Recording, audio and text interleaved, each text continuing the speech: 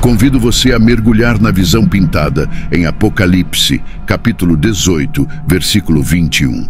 Imagine um anjo poderoso erguendo uma pedra colossal, equiparável a uma grande pedra de moinho. Com fúria inigualável, essa pedra é lançada ao mar e as palavras ressoam. Com tamanha violência, a grande cidade de Babilônia será derrubada, nunca mais a ser encontrada. A Babilônia, citada mais de 250 vezes na Bíblia, assume um papel proeminente, rivalizando apenas com Jerusalém em frequência de menções. Biblicamente, a Babilônia é retratada como a cidade do diabo, em marcante contraste com Jerusalém. Em Apocalipse 21, o apóstolo João testemunha a descida da cidade santa, Nova Jerusalém, como uma noiva adornada, preparada para seu esposo. Este contraste não é apenas geográfico, mas simbólico, representando a apostasia contra o plano divino de salvação. Antes de avançarmos, é crucial destacar como a Babilônia emerge como uma entidade maligna, intrinsecamente associada aos últimos dias. Entre as passagens mais desafiadoras da Bíblia, Apocalipse 17 se destaca como um capítulo repleto de imagens e simbolismos impactantes. Nesse cenário, somos confrontados com o julgamento iminente sobre a grande prostituta que governa sobre muitas águas. Apocalipse capítulo 17 revela uma narrativa intrigante, um povo embriagado pelo vinho da imoralidade, uma mulher assentada em uma besta escarlate com 7 cabeças, 10 chifres e blasfêmias contra Deus inscritas em cada aspecto. Adicionalmente, um nome misterioso é revelado escrito em sua testa: Babilônia, a grande mãe de todas as prostitutas e obscenidades no mundo. Estas revelações são profundas, mas surge a questão: quem é essa mulher? Ou, de maneira mais precisa, o que ela representa? Muitos intérpretes sugerem que a mulher mencionada aqui simboliza uma forma de religião apóstata, representando uma fé ímpia repleta de engano. No entanto, vale a pena pausar por um momento para contemplar algo intrigante. A mulher descrita tem um nome claramente escrito em sua testa: Babilônia a Grande. Aqui entra em cena um personagem crucial na história de Babilônia, Nimrod. Este homem é amplamente considerado o fundador da Babilônia, e seu caráter e natureza são revelados em Gênesis capítulo 10, do versículo 8 ao 10. E Cuxi gerou a Nimrod. Este começou a ser poderoso na terra, e este foi poderoso caçador diante da face do Senhor, pelo que se diz, como Nimrod, poderoso caçador diante do Senhor.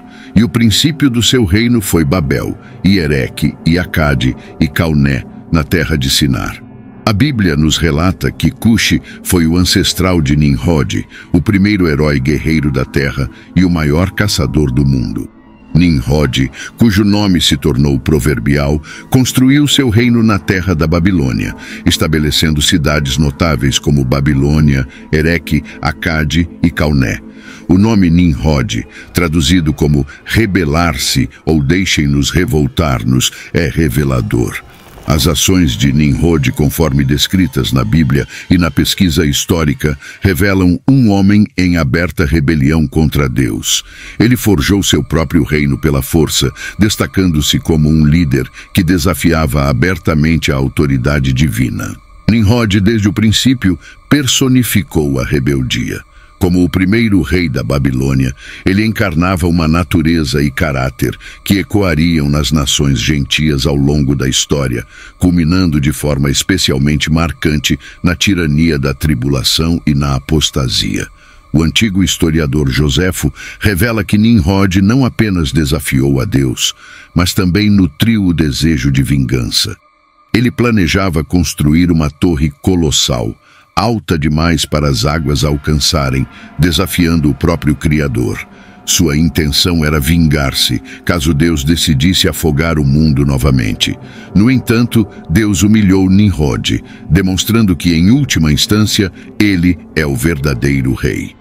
A história de Nimrod culminou na destruição completa da Babilônia, deixando-a em ruínas. O termo Babilônia, na Bíblia, passou a ser uma palavra carregada de negatividade, descrevendo qualquer nação que rejeita Deus.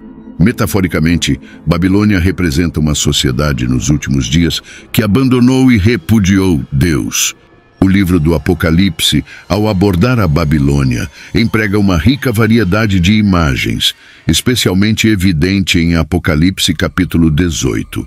Neste capítulo, a narrativa se desdobra com clareza. Um anjo desce do céu, envolto em grande autoridade, e a terra é banhada em sua resplandecência. Com uma voz poderosa ele proclama: Caída, caída é a Babilônia, a grande, tornou-se morada de demônios e refúgio para todos os espíritos imundos, refúgio para toda a ave impura e detestável. A descrição de Babilônia em Apocalipse 18 é impressionante. Um reduto de demônios, uma congregação embriagada de adúlteros, glutões e pessoas impuras. Esta poderosa entidade, aparentemente imponente, desmoronou devido aos seus pecados e devassidão. Ao atravessarmos o tempo, é evidente que o mundo experimentou mudanças significativas nas últimas 5 décadas. Social, moral e politicamente, testemunhamos transformações, muitas das quais não favorecem o progresso. O que outrora era considerado pecaminoso em nossa cultura, agora é celebrado, indicando uma progressiva distância das leis divinas. Examinando os líderes, podemos compreender mais sobre a Babilônia. Um dos relatos mais vívidos de um líder babilônico na Bíblia destaca-se o rei Nabucodonosor. Nabucodonosor, o rei da Babilônia, desempenhou um papel crucial durante um período crucial da história, marcado pela invasão babilônica em Israel.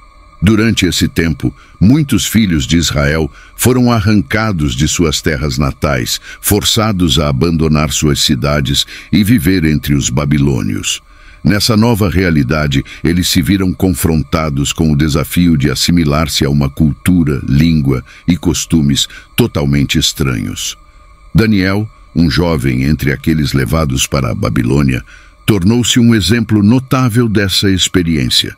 Embora possa ser familiarizado com a narrativa da Cova dos Leões, é no livro de Daniel que obtemos insights cruciais sobre a figura do rei Nabucodonosor. A trajetória de Daniel na Babilônia, sua fidelidade a Deus e as interações com Nabucodonosor fornecem uma visão profunda do líder e das complexidades dessa época histórica. Na Babilônia, uma grande história sobre o poder de Deus envolve Daniel. Uma ordem era muito clara: as pessoas foram instruídas a não orar a nenhum deus. No entanto, Daniel, em um ato de coragem, recusou-se a seguir essa diretriz. Em vez de ceder ao comando egocêntrico e ao orgulho do rei, ele escolheu orar ao Deus da Bíblia, buscando não se render ao orgulho que permeava a ordem. O resultado foi uma reviravolta dramática. Daniel, desafiando a proibição real, foi lançado em uma cova repleta de leões famintos. Surpreendentemente, Deus preservou sua vida, mantendo-o seguro durante toda a noite na chamada Cova dos Leões. Na manhã seguinte, quando Daniel emergiu ileso da cova, ficou evidente que a lei egocêntrica da oração, embora ligeiramente manipulada, estava sendo desafiada. Esta experiência não apenas libertou Daniel, mas também revelou uma brecha nas fundações do orgulho e nas autoridades da Babilônia. Outra história memorável em Daniel é a saga de Sadraque, Mesaque e Abednego. Assim como o restante da Babilônia, esses 3 foram instruídos a se curvar diante de uma imagem do rei Nabucodonosor sempre que a trombeta soasse. A nação da Babilônia estava convocada a inclinar-se e essencialmente adorar o rei. No entanto, Sadraque, Mesaque e Abednego, fiéis seguidores de Deus, recusaram-se a se curvar diante da estátua. Desafiando a regra imposta, eles foram lançados em uma fornalha ardente. Entretanto, à semelhança da experiência de Daniel, Deus os preservou. Enquanto estavam no meio das chamas, não sentiram dor, Não foram queimados, nem mesmo experimentaram o calor intenso do fogo.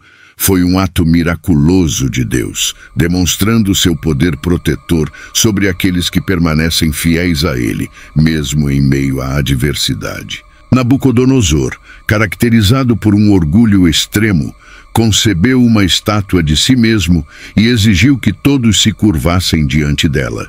Além disso, estabeleceu rituais frequentes, nos quais sinos tocavam, indicando a todos que deveriam orar por ele, mesmo que ele próprio não detivesse o poder para responder a essas orações.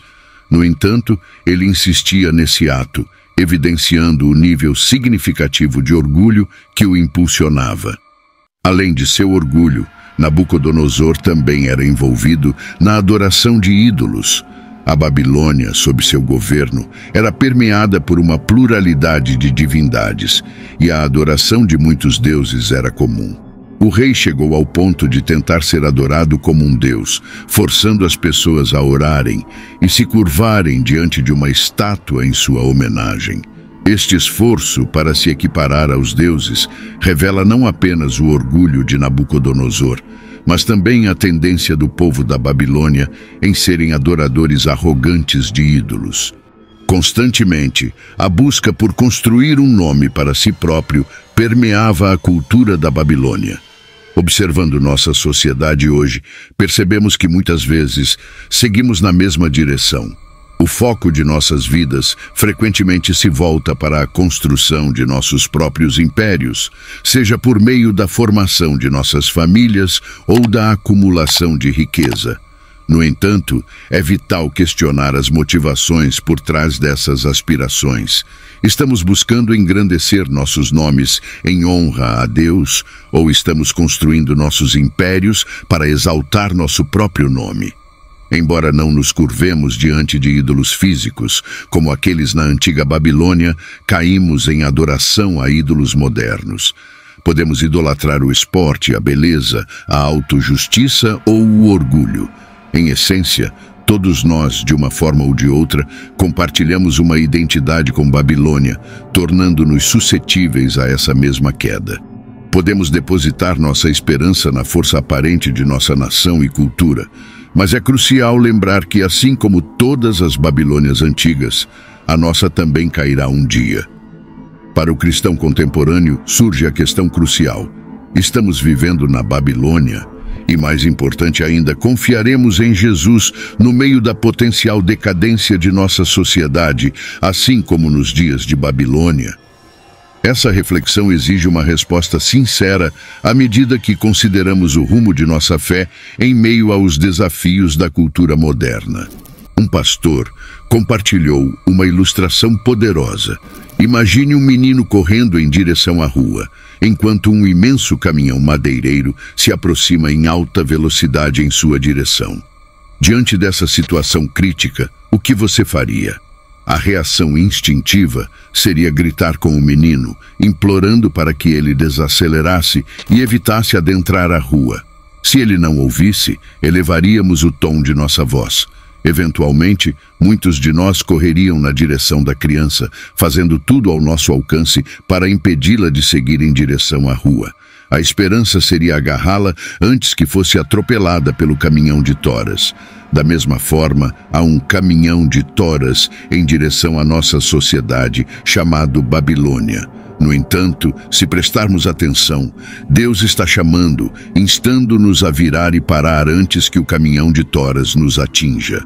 Enquanto nossa cultura parece rumar de volta para a Babilônia, devemos nos lembrar de que nosso Deus ainda reina. Devemos correr para o único Rei digno de nossa adoração e orações, antes que as consequências do caminho em que nossa sociedade está seguindo se concretizem. A sociedade está constantemente em fluxo, moldada por eventos significativos em diferentes países ou regiões ao longo do tempo. Essas mudanças sociais são observadas ao examinarmos a história, incluindo a Igreja primitiva durante o Império Romano, especialmente sob Nero, quando os cristãos eram perseguidos e até martirizados. No contexto da era vitoriana na Grã-Bretanha, os sinais de sucesso eram medidos por ter uma vida de família estável, uma boa residência e a posse de transporte, incluindo um cavalo.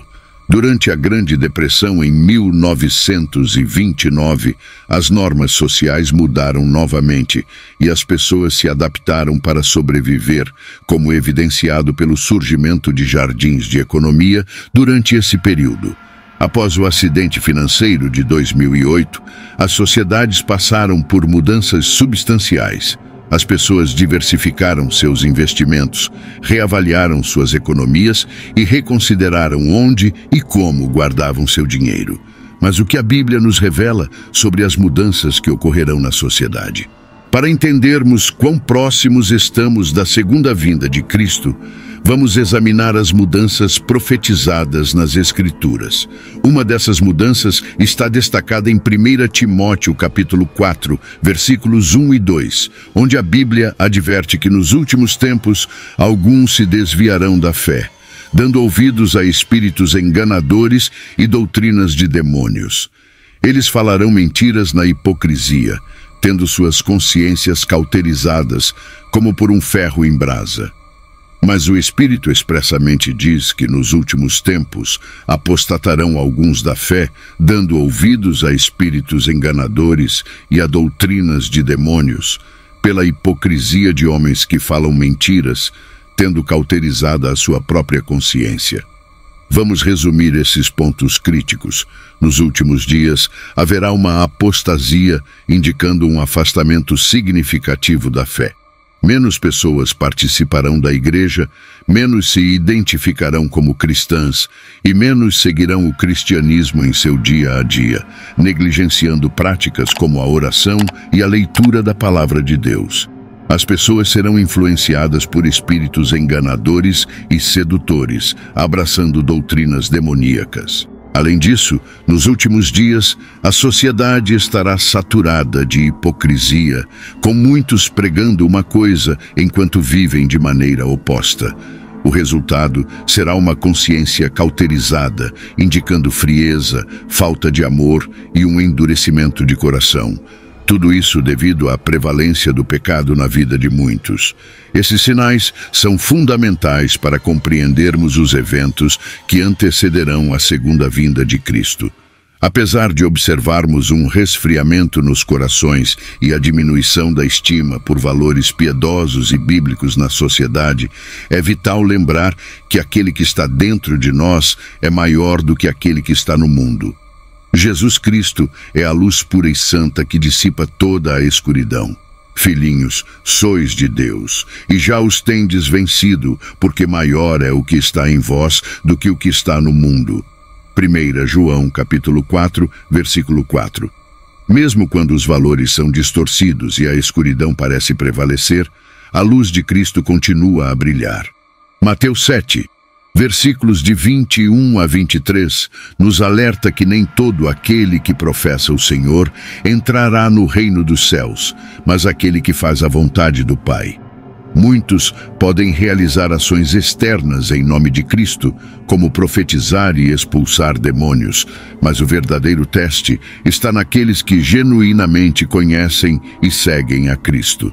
Nem todo o que me diz, Senhor, Senhor, entrará no reino dos céus, mas aquele que faz a vontade de meu Pai, que está nos céus. Muitos me dirão naquele dia, Senhor, Senhor, não profetizamos nós em teu nome? E em teu nome não expulsamos demônios? E em teu nome não fizemos muitas maravilhas? E então lhes direi abertamente, nunca vos conheci, apartai-vos de mim, vós que praticais a iniquidade. É uma chamada para uma fé autêntica e uma vida que reflete a vontade do Pai, não apenas atividades externas. Este aviso é uma exortação para que vivamos uma fé verdadeira e não nos afastemos, tornando-nos trabalhadores da ilegalidade. A advertência de Jesus é clara para aqueles que proclamam Senhor, Senhor na igreja. A mera presença ou familiaridade com a linguagem e os costumes não é suficiente.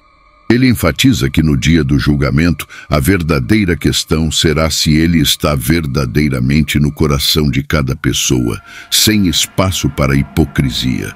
Como crentes, não podemos permitir espaço para hipocrisia em nossas vidas. Devemos amar e viver para Deus de maneira genuína, buscando passar a eternidade com Ele. A pergunta crucial é: quantos na igreja possuem um amor verdadeiro por Jesus Cristo?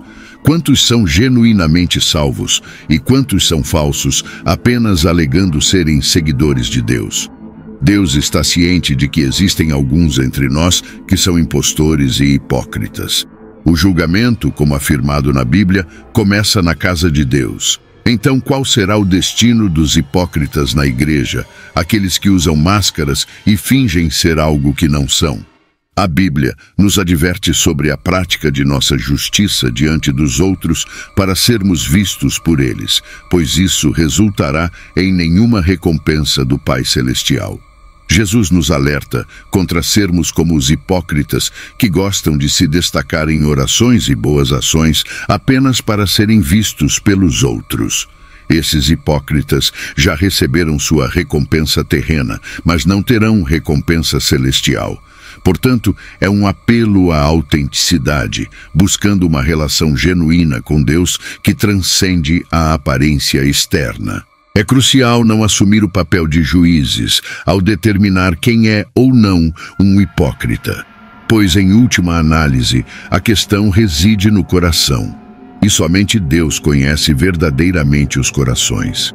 No entanto, é imperativo que examinemos e avaliemos a nós mesmos para garantir que não estejamos alinhados com a descrição de hipocrisia encontrada na Bíblia.